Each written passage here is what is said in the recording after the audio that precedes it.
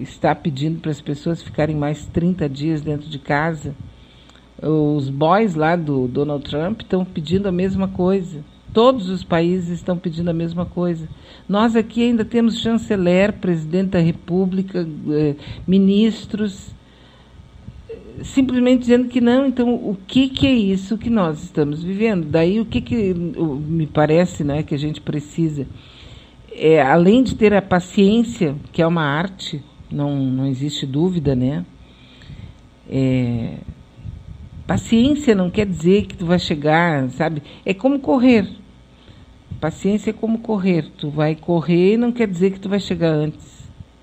Ou que tu vai chegar mais cedo. Né? Definitivamente não. Não é por esse caminho. Agora, o que nós estamos vivendo é assim, ó. Ontem, por exemplo, o ministro do STF aceitou lá um pedido para afastamento por 180 dias do presidente da República. Aí ele aceitou o pedido, né? E mandou o pedido para o Aras, que é a Procuradoria-Geral da República, que, putz grilo, todos nós sabemos que é um passador de paninho do presidente. É como esse Mandetta. Eu não tenho... Tipo assim, ó, eu sou capaz de xingar muita gente, sou capaz de ofender muita gente, sou uma pessoa tida a vida como uma pessoa muito dura, né? Mas eu não sei mais o que dizer com relação a essas criaturas, não sei mais o que dizer. E nem preciso dizer também, não faz a menor diferença nem para eles, nem para o mundo, o que eu penso, né?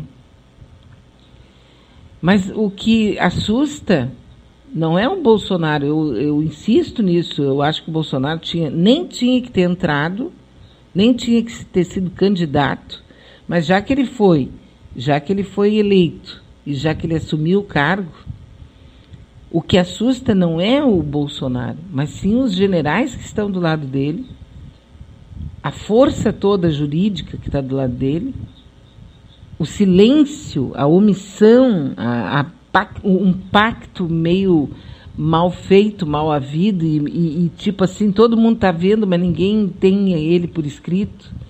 Um pacto de conivência, um pacto de parceria, um pacto de cumplicidade com essa barbárie jurídica, sociológica, antropológica que nós estamos vivendo nos dias que passam.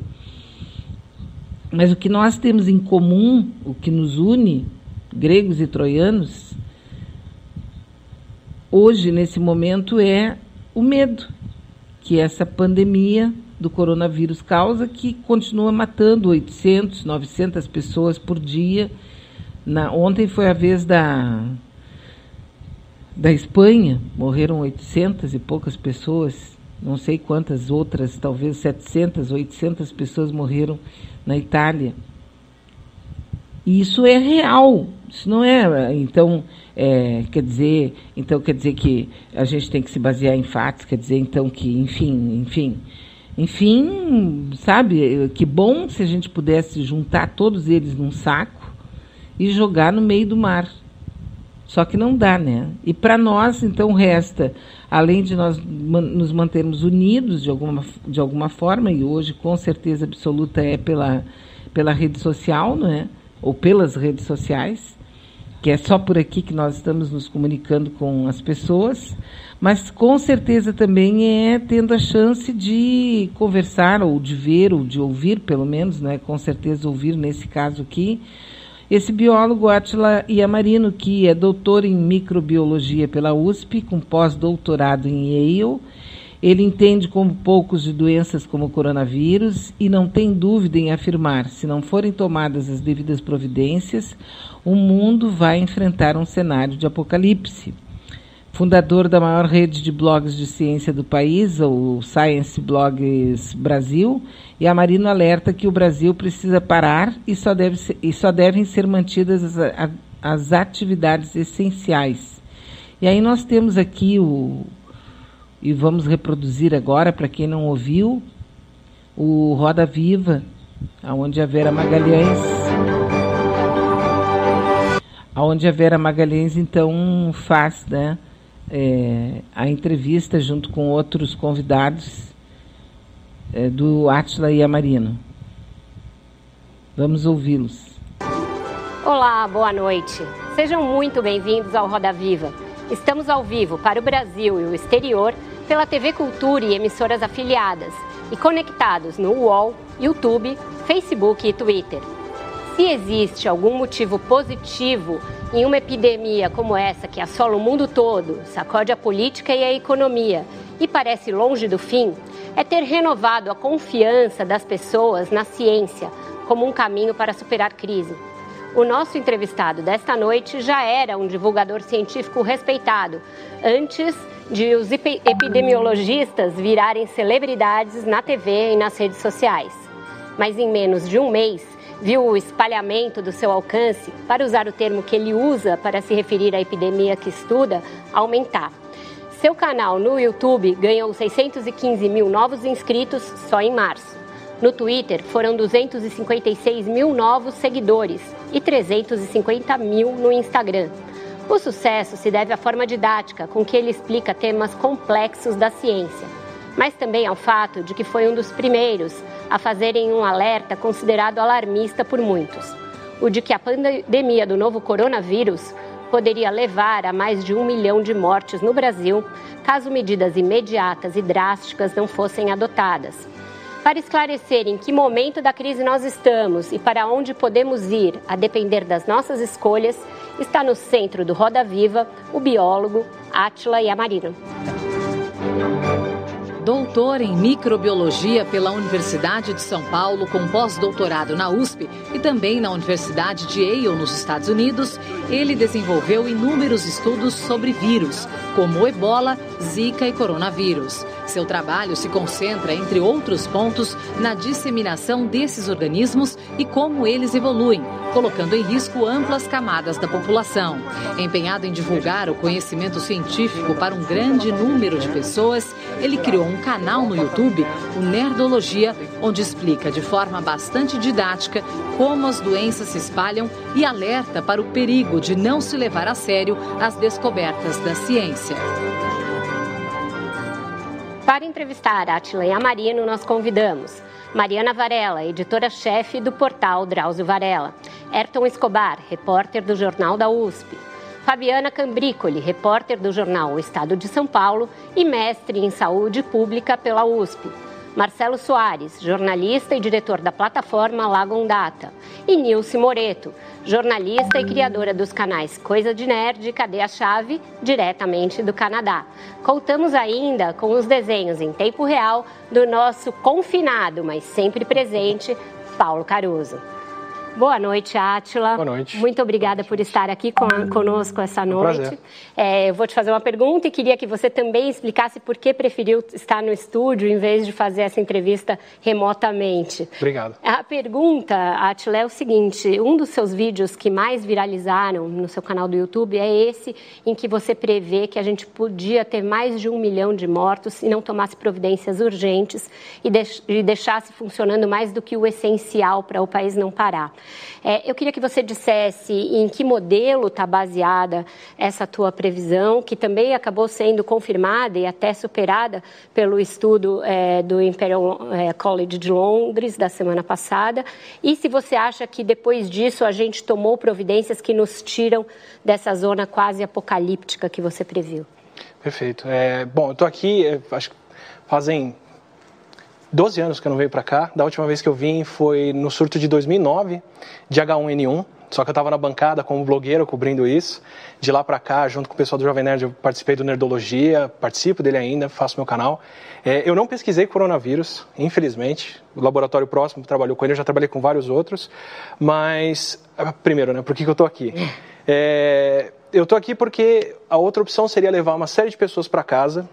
E assim que começou essa pandemia, meu sogro tem mais de 70 anos, ele está fazendo quimioterapia pelo SUS e radioterapia, ele está dentro de vários grupos de risco e pessoas com câncer são pessoas que são mais vulneráveis à Covid e podem ter muito mais complicações.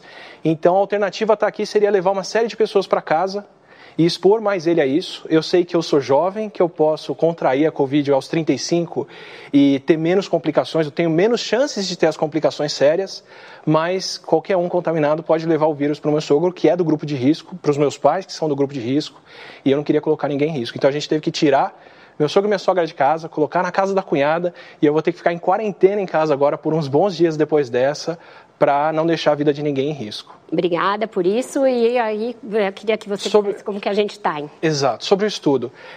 Tem duas ferramentas, que são as duas ferramentas que eu vou usar para responder qualquer coisa que me perguntarem aqui hoje, que são duas coisas que estavam em muito descrédito e que é bom que a gente está renovando a confiança nelas agora, nesse momento que a gente precisa disso, que são a imprensa e a mídia, para entender o que está acontecendo no mundo, que vem sendo atacada há muito tempo já. E eu fui obrigado a colocar em casa uma antena de TV na TV, que fazia muito tempo que eu não fazia, porque eu acho muito mais confiável me informar pela imprensa hoje do que por redes sociais, porque a informação é mais curada, por gente competente que está sabendo do que está falando, e a ciência. Tudo que a gente vai falar, qualquer resposta que eu puder dar hoje que é mais certa, depende de ciência, seja histórica, para reconstruir o que aconteceu em 1918 e no presente, ou predição, epidemiologia, biologia, para a gente saber outras coisas. Quando qualquer tomador de decisões, quando qualquer político, sanitarista, alguém que vai tomar decisões que afetam a vida das pessoas, vão tomar uma medida hoje em dia, eles dependem disso, de olhar para o passado e de perguntar para a ciência o que a gente prevê. E o que mais está em alta hoje em dia, que a gente tem mais condições de fazer, são os modelos e as previsões epidemiológicas para saber o que é o potencial de infecção das pessoas. Então, essa previsão que eu fiz, na verdade, não fui eu que fiz. Eu peguei a previsão do Imperial College, que é um grupo de epidemiologia de mais de 50 membros mundiais, que informa a OMS, que informa uma série de países, que levantou um estudo para responder para o governo inglês o que aconteceria se a Inglaterra não parasse. E o que eles falaram foi que, dado o potencial de quase todo mundo pegar a Covid, e dado uma mortalidade de pelo menos 1%, que é o que se estimou na China e em outros países agora, Itália e Coreia do Sul, o número de pessoas que iam morrer na Inglaterra, no Reino Unido, seria pelo menos 500 mil de pessoas se nada fosse feito. Porque tem as pessoas que morrem da doença e tem as pessoas que morrem porque o sistema de saúde não dá conta de atender qualquer outra coisa. Então, não vai ter ambulância para ninguém, não tem atendimento para quem sofreu um acidente de carro, não tem leito para colocar ninguém em hospital, por aí vai, porque é uma doença que hospitaliza muitas pessoas. E a projeção deles para os Estados Unidos eram de pelo menos 2,2 milhões de americanos, se nada fosse feito para lá. Então, uma extrapolação grosseira para o Brasil, sem levar em conta a faixa etária e outras coisas, seria 1 milhão de mortes, pelo menos, se não se fizesse nada aqui. Hoje não, domingo, dia 29 de março, o Trump citou esse mesmo estudo, falou que eles esperam pelo menos 100 mil americanos mortos, dado o curso atual da doença lá, com eles fazendo o que eles podem fazer, entre 100 e 200 mil, e se eles não fizessem nada, seriam mais de 2 milhões, o que bate muito bem com os números do Imperial College, mesmo que tenha sido a equipe da Casa Branca que montou o estudo dele.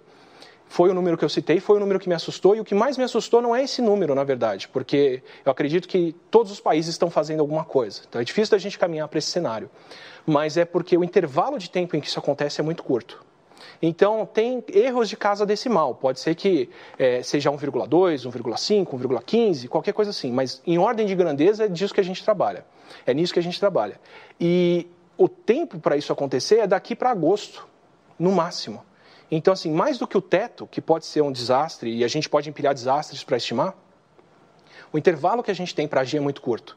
E essa é a grande urgência, foi isso que me deu essa ânsia de correr e fazer esse vídeo, de correr e falar para as pessoas do que pode acontecer se nada fosse feito. Até então o Brasil não estava tomando medida nenhuma.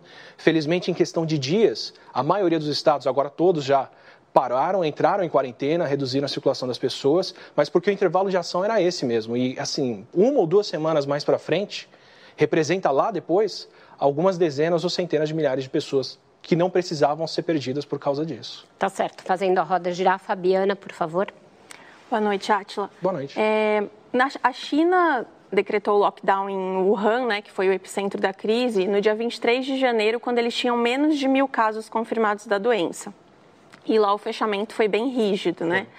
A gente vê que na Itália, que é um dos países mais graves agora, Espanha, teve a quarentena, mas parece que as medidas não são tão restritivas quanto na China. Inclusive, teve um médico da Cruz Vermelha chinesa que foi prestar serviço na Itália e ficou horrorizado. Falou, mas tem muita gente na rua aqui, isso aqui não é quarentena. Você acha que é por causa disso que a gente ainda não está vendo uma melhora no cenário da Itália? Mesmo eles tendo anunciado isso no início de março, a gente ainda vê um número muito alto de mortes. E aí, pegando esse gancho para o Brasil, se a gente